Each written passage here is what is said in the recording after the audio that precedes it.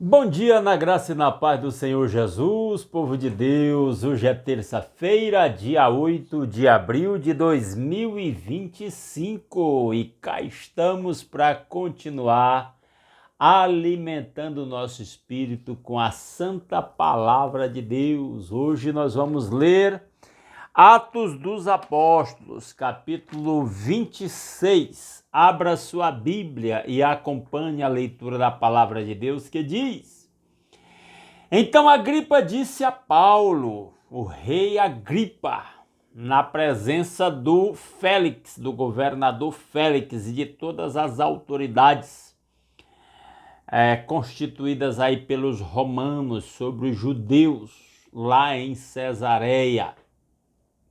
Então Agripa disse a Paulo: você tem permissão para falar em sua defesa. O governador Félix fez as apresentações aí, agora... Peraí, deixa eu ver se é o Félix ou se é o Festo. Deixa eu ver aqui. É o Festo. É o Festo. O anterior que foi o Félix, agora é o Festo. Com o rei Agripa, estão lá com Paulo perante eles. Então aí o Agripa diz para o Paulo que ele podia se defender lá diante deles. A seguir, Paulo fez sinal com a mão e começou a sua defesa. Rei Agripa, considero-me feliz por poder estar hoje em tua presença para fazer a minha defesa contra todas as acusações dos judeus. E especialmente porque estás bem familiarizado com todos os costumes e controvérsias deles. Portanto, peço que me ouças pacientemente. Todos os judeus sabem como tenho vivido desde pequeno, tanto em minha terra natal como em Jerusalém. Ele era de Tarso, da Cilícia. Eles me conhecem há muito tempo e podem testemunhar, se quiserem, que como fariseu, que era uma das seitas dos judeus, Paulo era filho de judeus, vivi de acordo com a seita mais severa da nossa religião, que eram exatamente os fariseus. Severos no cumprimento das leis de Moisés e das tradições dos anciãos. Agora estou sendo julgado por causa da minha esperança no que Deus prometeu aos nossos antepassados. Esta é a promessa que as nossas 12 tribos esperam que se cumpra, cultuando a Deus com fervor dia e noite. É por causa desta esperança, ó rei, que estou sendo acusado pelos judeus, porque os senhores acham impossível que Deus ressuscite os mortos. Não sei se os irmãos percebem como Paulo, sempre que dá o seu testemunho, ele leva para a ressurreição de Jesus Cristo. E o próprio Paulo escreve em 1 Coríntios capítulo 15 que sem ressurreição não é evangelho. E eu estou destacando isso para que os irmãos percebam como o assunto ressurreição é importante. E fica até uma pergunta para nós: você crê que Cristo ressuscitou? Porque a ressurreição de Cristo é a garantia da nossa própria ressurreição. Paulo também fala isso lá em 1 Coríntios capítulo 15. Sugiro a leitura aí para você meditar em 1 Coríntios capítulo 15. Paulo chega ao ponto de dizer que sem fé na ressurreição não há salvação. Para ser salvo, tem que crer na ressurreição.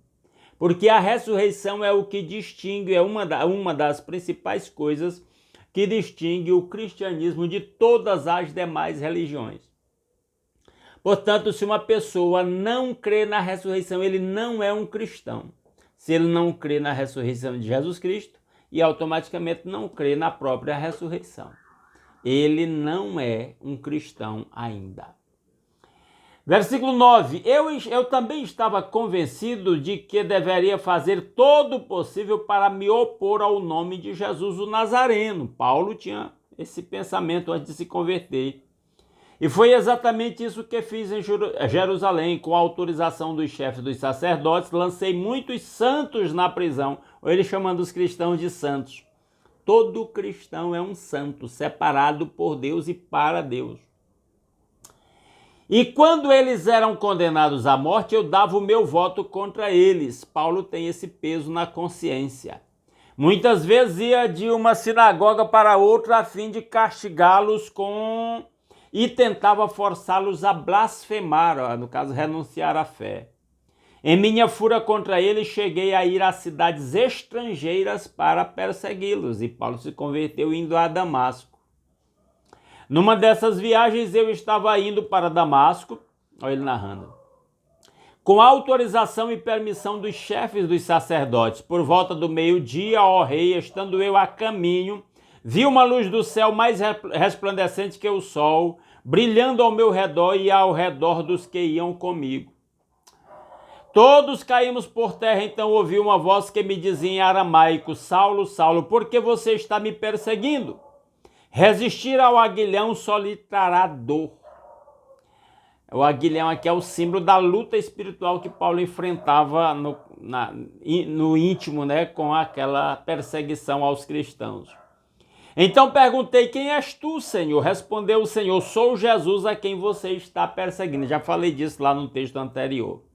Perseguir cristãos é perseguir Jesus. Cuidado para quem persegue cristão. Agora levante-se e fique em pé. Eu apareci para constituí-lo servo e testemunha do que você viu a meu respeito e do que lhe mostrarei. Jesus disse para Paulo que ele ia mostrar algumas grandes coisas para que ele fosse testemunha de Jesus como apóstolo para quem não era judeu. É o nosso apóstolo Paulo.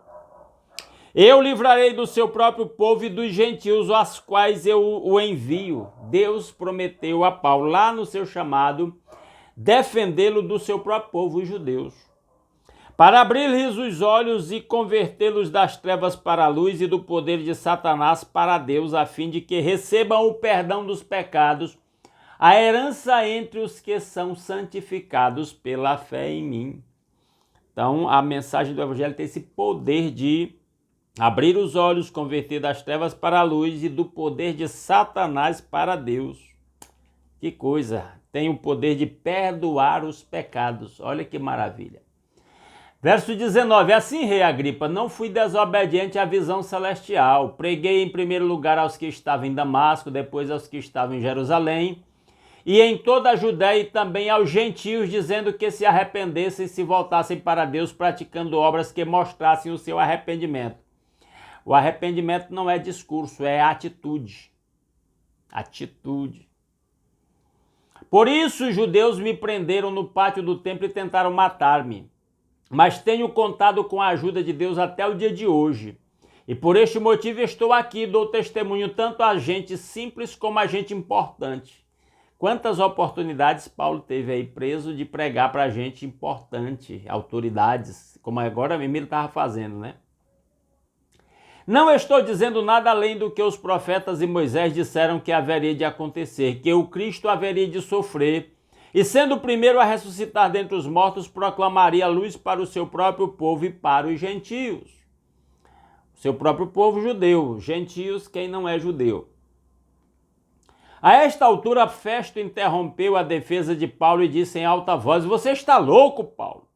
As muitas letras o estão levando à loucura. O evangelho é considerado loucura por muita gente. Respondeu Paulo: não estou louco, excelentíssimo Festo. O que estou dizendo é verdadeiro e de bom senso. O rei está familiarizado com essas coisas e lhe posso falar abertamente. Estou certo de que nada disso escapou do seu conhecimento, pois nada se passou num lugar qualquer. O rei era rei de toda aquela região e ele sabia disso. Rei Agripa, crês nos profetas? Eu sei que sim. Paulo está fazendo um apelo aqui para o próprio rei. Então Agripa disse a Paulo: você acha que em tão pouco tempo pode convencer-me a tornar-me cristão? Olha, os cristãos aqui sendo chamados de cristãos. Lá em Atos 13, eles foram chamados cristãos pela primeira vez. Estão se tornando conhecidos, né? Paulo respondeu: em pouco ou em muito tempo, peço a Deus que não apenas tu, mas todos os que hoje me ouvem se tornem como eu, porém sem estas algemas. O rei se levantou e com ele o governador e Berenice, como também os que estavam assentados com eles. Saindo do salão, comentavam entre si: este homem não fez nada que mereça morte ou prisão. Agripa disse a Festo: ele poderia ser posto em liberdade se não tivesse apelado para César. Mas ele apelou, porque no propósito de Deus, Paulo iria a Roma e não iria, vamos dizer assim, com as próprias pernas, ele iria levado aí pelas autoridades romanas, como é o caso, né? Que Deus aplique a sua palavra aos nossos corações. Vamos orar? Os pedidos de oração são os mesmos. Alguns irmãos reforçaram pedidos aí que já haviam feito. O irmão Donizete pedindo por ele mesmo, pela sua família. A irmã Raquel pedindo pela Naira, que vai fazer a cirurgia nos olhos. Nós já lemos aqui uma lista de pedidos que os irmãos têm feito e nós vamos orar. E nas suas orações particulares, irmãos, lembrem desses pedidos de oração e peçam a Deus por essas pessoas. Tá bom? E se você queira deixar um pedido novo aí nos comentários desse vídeo, deixe que no próximo a gente ora pelo seu motivo também. Menciona para que todos orem. Vamos orar? Nosso Deus e nosso Pai maravilhoso, muito obrigado pelas incontáveis bênçãos com que o Senhor nos tem abençoado. Obrigado, meu Deus, pela noite de paz, pela proteção, pelo descanso, pelo sono reparador, por acordar com saúde, pelo novo dia, nova oportunidade, novas realizações, novas experiências, novos aprendizados. Muito obrigado pelo lar, pela família, pelo pão de cada dia suprir em nossas mesas, pelo trabalho com que cada um ganha o sustento. Ó Deus maravilhoso, e obrigado por poder orar uns pelos outros, graças ao nosso Senhor Jesus Cristo. E é em nome dele que nós oramos uns pelos outros e clamamos pela Naira que vai fazer aquela cirurgia nos olhos. Que o Senhor guie os médicos e que a cirurgia seja bem sucedida e ela tenha a visão recuperada. Ó Deus, conceda essa bênção à irmã Luzinete, que também precisa fazer uma cirurgia nos olhos. Orienta os médicos que estão tratando da irmã Valderice, a irmã Letícia, em nome de Jesus. Ó Deus, cuida da irmã Lídia no seu problema lá com a glicose, ó Deus, que afeta a sua visão, meu Pai, acima de tudo, que o Senhor lhe preserve a visão espiritual, a luz de Cristo. E lhe preserve a fé no coração, em nome de Jesus, e faça milagre a seu favor, restaure o que aprouver ao Senhor, porque para o Senhor todas as coisas são possíveis. Pai, opera na vida da irmã Maria Luzimar e o irmão Raimundo Nonato, que na idade avançada sentem o efeito do peso dos anos. Ó Deus, que eles estejam com seu coração e mente voltado para o Senhor Jesus, que o Senhor traga de volta os filhos da irmã Maria Luzimar para os caminhos do Senhor, os filhos da irmã Marlene, os familiares da irmã Luzinete, converta de todo o coração. Ó Deus maravilhoso, os familiares da irmã Silvia, meu Pai, os familiares da irmã Raquel, em nome de Jesus, cuida daqueles casais pelos quais ela intercede, para que haja harmonia entre os casais, para que os que não são convertidos se convertam ao Senhor. Ó Deus maravilhoso, oramos pela saúde do Agostinho, da esposa do pastor Ozemar, em nome de Jesus, pela saúde, a recuperação da perna da irmã Aldaí, sofreu aquele acidente. Ó Deus maravilhoso, opera a favor do Alex, meu primo, que precisa desde aquela cirurgia na cabeça. O Senhor sabe se realmente ele precisa. Abra as portas para que se realize aquilo que esteja dentro do seu propósito, nós cremos nisso. E assim, ó Pai, trabalha na vida de cada um dos nossos familiares, traz de volta para o Senhor os familiares da irmã Maria do Carmo, pelos quais ela intercede. Ó Deus maravilhoso, que em tudo o nome do Senhor seja glorificado através das nossas vidas. Ó Pai, opera na vida do irmão Donizete, da sua família, guia seus passos, fortalece a sua fé a cada dia. Ó Deus maravilhoso, tudo isso nós pedimos graças à maior de todas as bênçãos, que é Jesus Cristo nosso Senhor. Seu sacrifício feito em nosso lugar, o perdão dos nossos pecados, a nossa reconciliação com o Pai, o privilégio de fazer parte do seu povo, livre acesso à sua presença. Que a bênção do Senhor esteja sobre o seu povo nesse novo dia, para que possamos compartilhá-la com todos aqueles que cruzaram o nosso caminho, por onde quer que nós vá nesse dia. Para que em tudo o nome do Senhor seja glorificado por nosso intermédio. É a nossa petição, em nome de Jesus. Amém. Aleluia. Meus amados irmãos, mais uma vez, muitíssimo obrigado pela sua companhia. Se Deus quiser, amanhã às 5h30 da manhã estaremos aqui de volta, continuando a leitura da Palavra de Deus. Aguardo vocês aqui. Um grande abraço a todos.